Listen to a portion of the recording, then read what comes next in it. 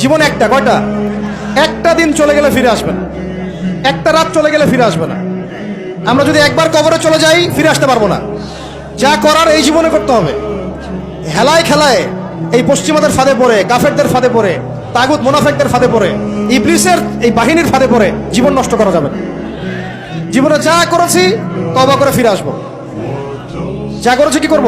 তওবা করে ফিরে আসবো। বাকি জিন্দেগি আল্লাহর জন্য কাটিয়ে দিব ইনশাআল্লাহ। বাকি জিন্দেগির প্রতিটা দিন রাত, ওঠা বসা চলাফেরা শুধুমাত্র একজন ব্যক্তিকে অনুসরণ করবো আমরা ইনশাআল্লাহ। তার নাম কি? মুহাম্মদ রাসূলুল্লাহ সাল্লাল্লাহু আলাইহি ওয়াসাল্লাম এবং তার সাহাবীদেরকে অবশ্যই। এছাড়া আমাদের সামনে আর কিচ্ছু নাই, আর কোনো রাস্তাও খোলা নাই। আমাদেরকে বুঝতে হবে আল্লাহ পাক এই দুনিয়াতে আমাদেরকে তার ইবাদত করার জন্য পাঠিয়েছেন। আল্লাহ পাক দেখতে চান আমলে কেউ আহসান, আল্লাহ পাক দেখতে চান আইয়ুকুম আহসানু আমালা। আল্লাহ পাক সাফল্য বলতে তাই বুঝিয়েছেন ফামান যুহজিহা আনিন নার ওয়া উদখিলাল জান্নাতা ফাকাদ ফাজ। ওইটাই সাফল্য। দুনিয়ার সাফল্য চিরস্থায়ী নয়। আল্লাহ পাক আমাদের তরুণ ভাইদেরকে কবুল করেন। আমিন।